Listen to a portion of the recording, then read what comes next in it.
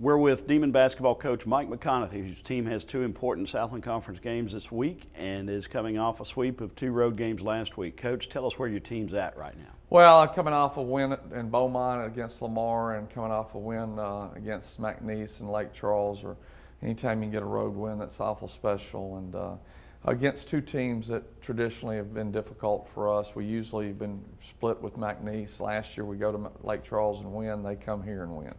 So fortunately, we were able to get a win from them there. And generally, it's if you split, you're extremely happy with playing McNeese. So we were excited about that. Didn't feel like we had a great week as far as maybe the focus of how we played, but I did feel like we played hard, especially in Beaumont, and really created some problems, creating 22 turnovers, and we had 14 steals against Lamar. Ironically, against McNeese, we didn't have but 8 or 9 steals, and that we've been at the 14-15 minute steal mark the last couple of games. So that was interesting.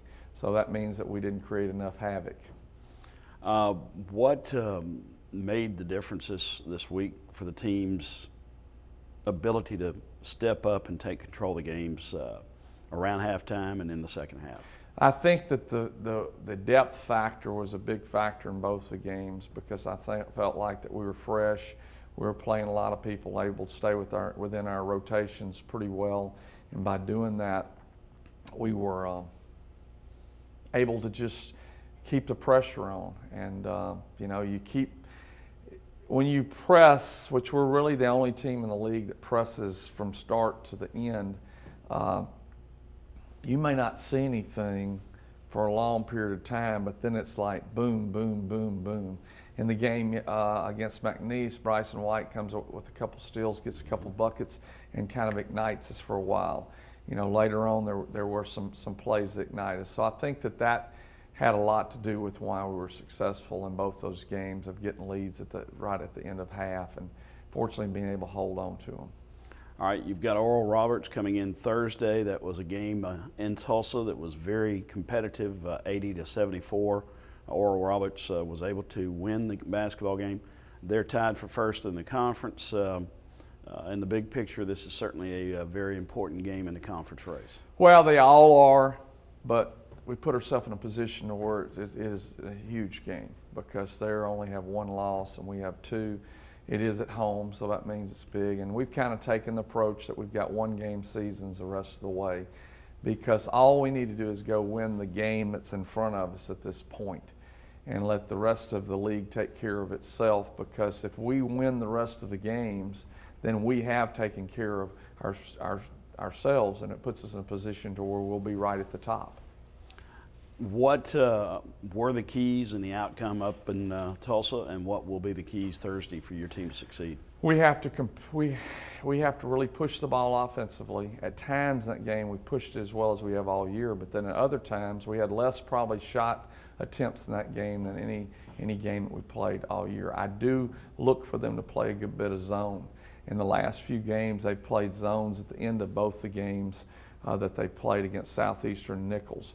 But I think that even playing against the zone, we still have to push the ball, press the issue to try to get up good shots as quick as possible, and that's important for us to do.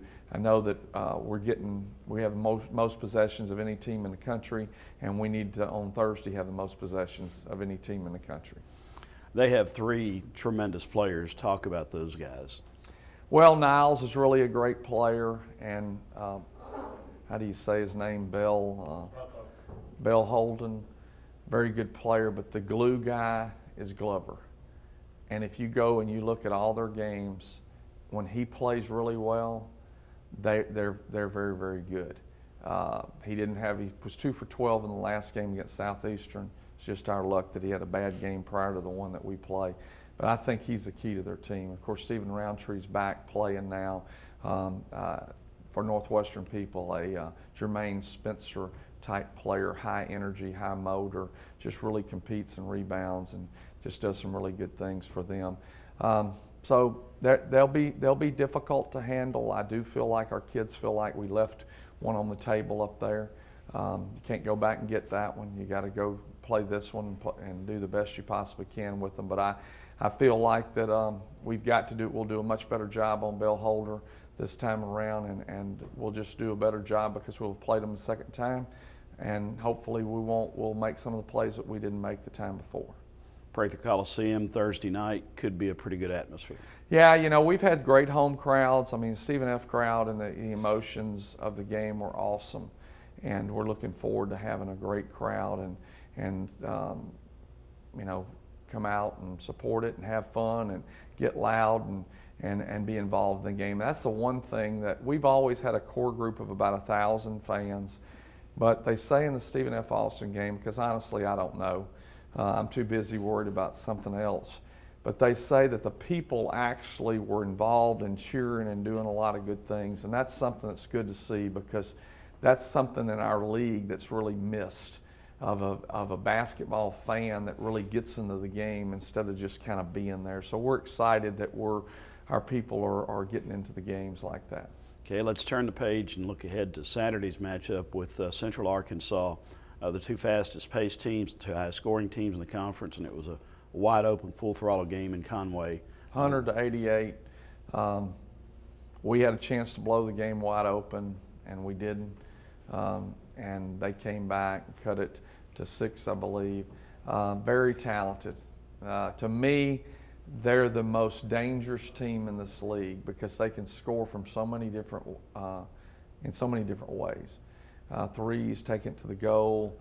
I think that at one point they were making 9 threes a game. We held them to 4 the last time we played them. But they really do a great job of getting the ball up and down the floor. And it's a game of not contrasting styles, but like styles. Where a couple weeks ago we played Stephen F. Austin, it was totally contrasting. This is like styles because we both want to get the ball up on the floor.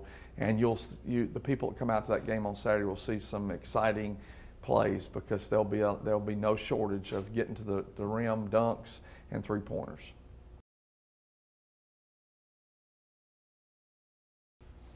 We're with Lady Demon co-head coach Brooks Storr, whose team is coming home at the right time, but coming home to play two pretty good teams and two of the best players in the Southland Conference this week.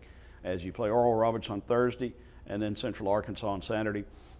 Your team last week played two teams at their place that are playing awfully well, McNeese and Lamar, and it was a tough week for the Lady Demons. What needed to be better most?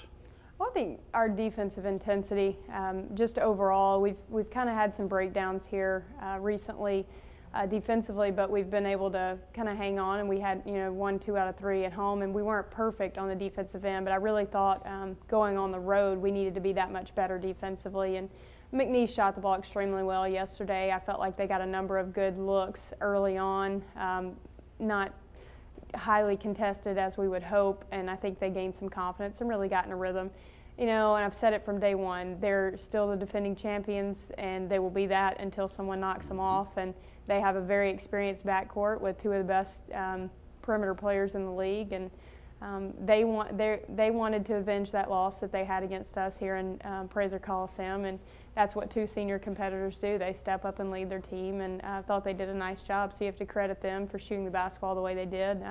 I would like to have contested a few more of those shots, but bottom line is we've got to be better defensively. And in order for us to be successful, we've got to get stops. Keisha Lee had a big run of big point games last week. Upchurch had a big game Sunday. What offensively is your team able to count upon right now and do well that gives you a chance? Well, I think starting off, if Upchurch is aggressive and wants the basketball and wants to get to the foul line, then we can be very good because that allows she draws a lot of attention. I think at times yesterday she shot 50% from the field, was really aggressive, and she was drawing a lot of attention. They were doubling and almost tripling at times, just sending extra people in at her, and that's going to open up more opportunities for Keisha and Janelle and some of our perimeter players. So we need her to continue to be aggressive. We've also got to have Keisha continue to look to attack, and she's at her best when she's doing that. And when we get that balance, it makes it that much more efficient for us on the offensive end. Thursday night, you're playing an Oral Roberts team that has one of the more remarkable players in the country, talk about her and ORU. Looper's a great scorer. I think the thing with Oral Roberts is they can shoot the basketball. They've got 4 players on the floor at all times that can score the basketball, so it's not like you can focus in just on her, because I think one of the big things that turnarounds for them when they got into conference play, they put Taylor Cooper, freshman, at the 4, and she could stroke the 3, and she's had a couple of 20-point games since they played us and had a great game against us, and she's a really, really difficult matchup, I think, for a lot of the 4s in the league. She can shoot the 3, she can put it on the floor, go inside and out, and I think that that's been really big for them.